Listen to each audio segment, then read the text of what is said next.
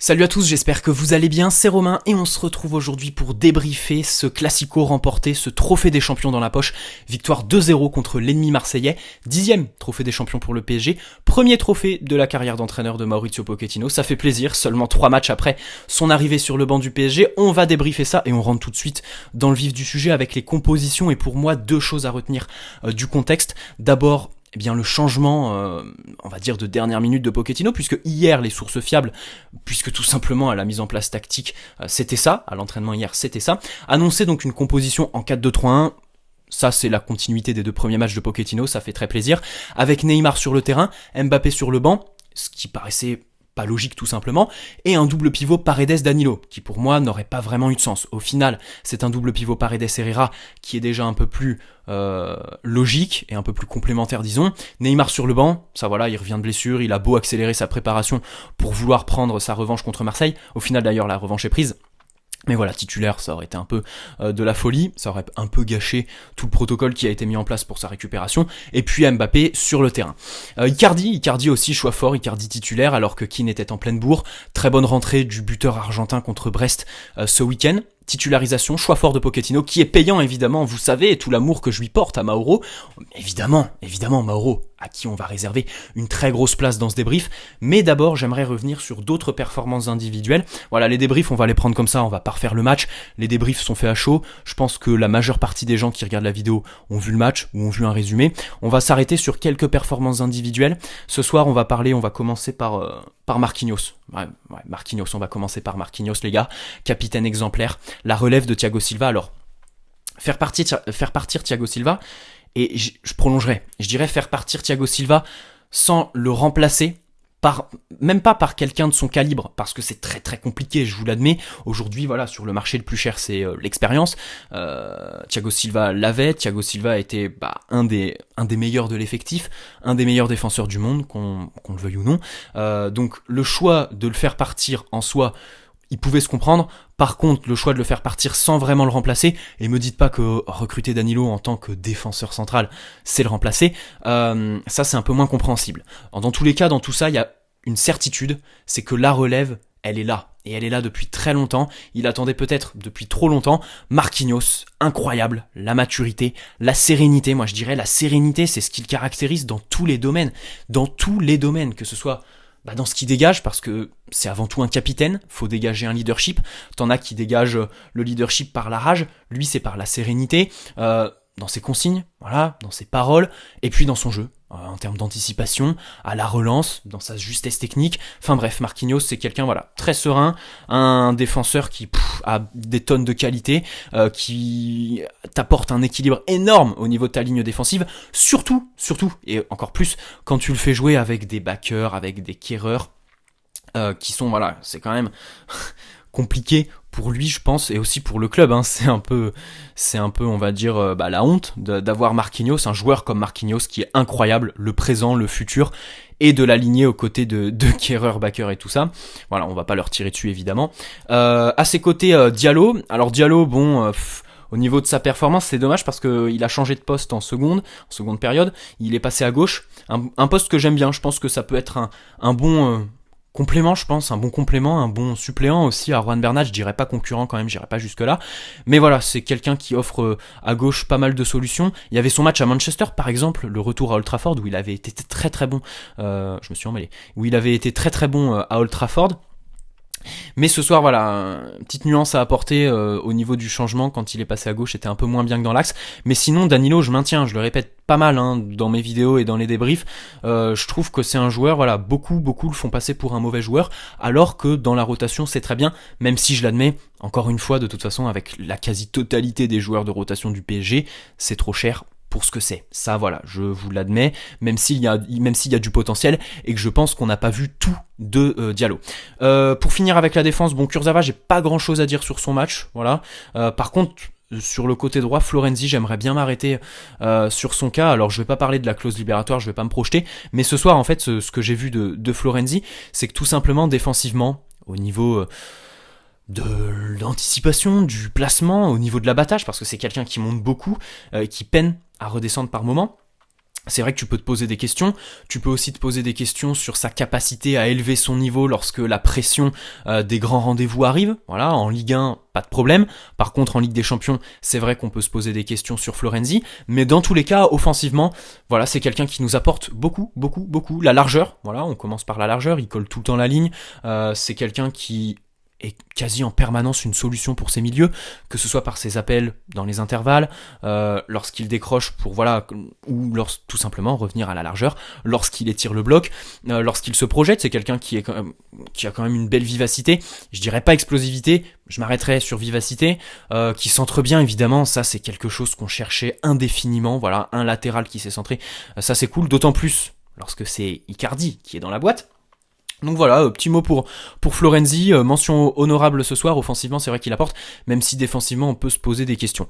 J'aimerais parler de Paredes aussi, j'ai sorti mon mercato parfait hier, dans lequel je dis que tout simplement si 30 à 35 millions d'euros arrivent sur la table, je le laisse filer, voilà. Ce soir très bon match, voilà, pour Paredes, alors qu'il a un peu peiné à rentrer dedans, mais au final la montée en puissance est belle, il est resté concentré, il y a des gestes, je prendrais son tacle en première mi-temps, là, son tacle héroïque où je pense que tout le monde, je pense que voilà, vous comme moi, quand vous le voyez partir tacler comme ça, vous vous dites « Oh putain, il va le découper ». Au final, le tacle est très très propre, pour pas dire parfait, donc ça fait plaisir. Pour moi, c'est un peu l'image de son match. Au début, il peinait vraiment à faire progresser le jeu du PSG. Au final, c'est très très bon. Il y a eu et voilà la présence de Verratti entre les lignes aussi qui offre pas mal de solutions. La diversité de Mbappé, j'ai bien aimé aussi Mbappé ce soir qui proposait tout simplement, qui décrochait. Et ça c'est aux antipodes de son match contre Saint-Etienne. Ça voilà, vous prenez le Mbappé contre Saint-Etienne et le Mbappé ce soir, dans les mouvements, dans les propositions, dans l'engagement, c'est pas du tout pareil. Voilà, pour ce qui est de l'attaque, bijou de Di Maria pour le but de Mauro Icardi. Alors allez, c'est parti, on va s'arrêter sur Icardi. Je me suis pas trop arrêté sur son cas samedi contre Brest, mais là, honnêtement les gars, un tout petit peu plus d'un match entier, 2 buts, une passe décisive et un penalty provoqué. Penalty, je pense qu'on discute pas sur le penalty. Je reviendrai juste là-dessus au niveau de l'arbitrage qui ce soir a été clairement moyen. Au niveau du penalty, l'arbitre encore une fois, il prend pas la décision tout seul, il attend la VAR. Il y a 2 minutes de battement qui ne servent à rien puisqu'au final, la VAR ou lui ne prennent pas de décision. Il va voir le petit écran qui est sur le bord du terrain. Encore une fois, c'est très très stérile tout ça et c'est bien dommage. Au final, c'est penalty tiré majestueusement par le roi Neymar.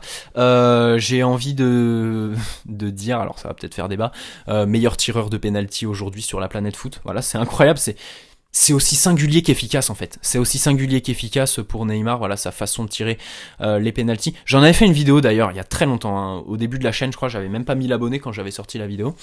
Et on va revenir, sur Icardi, je pense qu'on a fait le tour. Icardi qui signe au PSG, voilà, beaucoup de gens le découvrent au PSG sur ses 6 premiers mois.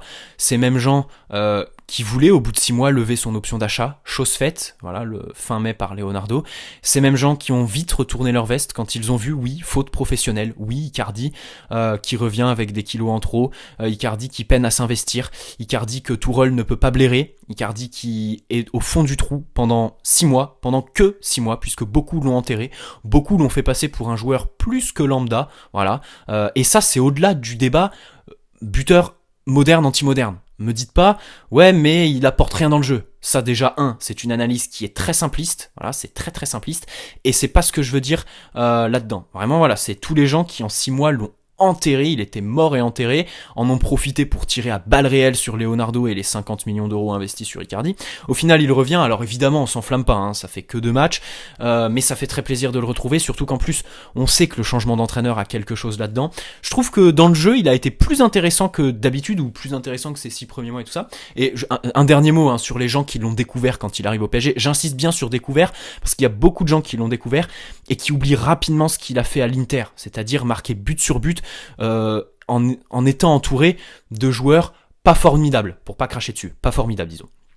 Donc ces mêmes gens qui l'ont découvert, qui au bout de 6 mois bandaient sur tous ces buts et tout ça, qui voulaient lever l'option d'achat, et qui au final ont retourné leur veste, et qui aujourd'hui veulent caler 35 millions sur Keane, parce que ça, je veux avoir un mot sur Keane et la vidéo que j'ai sortie sur lui à la fin de ce débrief. Bref, pour revenir sur Icardi, ce soir j'ai bien aimé son apport dans le jeu, tout simplement. Il décrochait beaucoup plus, il engageait un peu plus le pressing, ça a fait bizarre de le voir, enfin, de voir Verratti sur la même ligne que lui, ça a fait bizarre, par moment, voilà, pressing, voilà, il l'enclenchait, il proposait. On sait de toute façon qu'il a des qualités techniques, il a été formé à la Masia, donc dans la conservation de balles, au niveau de l'orientation, c'est pas dégueulasse. Voilà, il y a le placement, alors vous allez me dire oui, c'est sur une galette de Di Maria, mais il y a le placement. D'ailleurs, son but, il me fait vraiment penser au but qu'il met à l'OM en octobre lors du 4-0 en une mi-temps là. C'est vraiment un but, prenez les deux, et les deux se ressemblent vraiment quoi. La seule différence, c'est que sur celui-là, celui de ce soir, le ballon touche le poteau. Vraiment, les deux buts se ressemblent, c'est incroyable, hein, c'est incroyable. Donc au final, il marque, au-delà voilà de son but et de sa passe décisive samedi, et puis il y a le penalty qui est obtenu en fin de match. Donc ça fait plaisir, trophée. N'oublions pas aussi dans tout ça qu'on remporte un trophée, qu'on remporte ce trophée des champions 2020. Oula putain, j'ai eu peur le chat. Ce trophée des champions 2020, putain, j'ai des sueurs froides. T'es un con toi. Donc voilà, ça fait plaisir. Petit trophée, surtout pour Mauricio Pochettino. De toute façon, il fallait le remporter. Et puis il y avait l'enjeu, on va dire, du Classico contre l'OM, la revanche prise contre Alvaro, honnêtement. Ah oui, l'attitude de Neymar aussi. Neymar qui rentre pour se faire découper par Alvaro, qui mérite le rouge hein, pour toutes ses fautes sur Neymar. Ça fait plaisir. La revanche est prise. Voilà. Et puis j'ai bien aimé l'attitude de Neymar vis-à-vis d'Alvaro qui le découpait. Neymar qui parlait pas. On le voit pas souvent ça, ce Neymar. C'est vrai qu'on peut lui reprocher de tomber dans ce jeu-là, sortir de son match. D'ailleurs, l'exemple parfait, c'est le match aller contre Marseille. Mais là, voilà, ce soir, l'attitude était très très bonne. Bon, je pense qu'on a à peu près tout dit. Merci Paris pour la revanche, pour le petit trophée en plus, ça fait plaisir. Hein. Non, je retire, petit trophée, on va pas minimiser. Voilà, en mois de janvier, pour la confiance aussi, hein, pour la confiance, ça fait plaisir. Sachez aussi que là, le calendrier va s'alléger. La semaine prochaine, on joue Angers en semaine, et ensuite, on va avoir des semaines complètes. Je dis comme si je faisais partie de l'effectif et du staff, mais voilà, Pochettino va pouvoir très bien travailler, les joueurs vont pouvoir se reposer, profiter de leur nuit tout simplement, voilà, arrêter les allers-retours en avion tous les 4 matins. Donc voilà, petit mot de la fin sur ma vidéo sur Keane, j'ai été surpris, j'en ai désactivé les commentaires parce que voilà, pour moi il y a beaucoup trop de gens qui souhaitent mettre 35 millions d'euros sur Moise Keane. Ça m'a fait peur. Et au-delà en fait de cet avis que je respecte parfaitement les gens qui veulent mettre 35 millions sur Keane en pleine période de Covid, alors qu'on enregistre un déficit de, je crois, 120 millions d'euros sur la dernière saison et qui s'annonce bien pire sur la saison actuelle, et alors qu'on a d'autres priorités, voilà, en plus d'avoir déjà investi à ce poste, je comprends parfaitement. L'avis, je le respecte, même si je le partage pas. Mais les gens qui réfléchissent sur les erreurs du club, ça, je trouve ça idiot, quoi. Les gens qui fondent leur avis et leur analyse sur le fait, les gens qui disent ouais, on a calé 37 millions sur Kerrer, on peut bien en mettre 35 sur Keane. T'es en train de banaliser l'erreur, t'es en train de banaliser la bêtise, tu t'appuies sur des bêtises. Moi, je trouve ça, je vois pas trop de logique dans ce raisonnement. Voilà, donc je voulais juste avoir ce petit mot de la fin pour les gens qui raisonnent sur les bêtises du club. Il y en a beaucoup, hein. La team Twitter aussi reconnaîtra certaines choses, ça se passe un peu sur Twitter aussi. Mais c'est vrai que dans l'espace commentaire, j'ai eu pas mal de gens, ou alors j'ai eu un commentaire qui disait Ander Herrera touche 8-9 millions d'euros par an, Bernat peut bien demander le même salaire, sauf que le salaire d'Herrera c'est une erreur, on va pas refaire la même erreur. Donc voilà, bonne soirée à tous, 13 minutes de débrief, je m'étais promis de pas m'éterniser. Bonne soirée à tous, merci Paris, revanche prise, trophée des champions, fuck Marseille, voilà, salut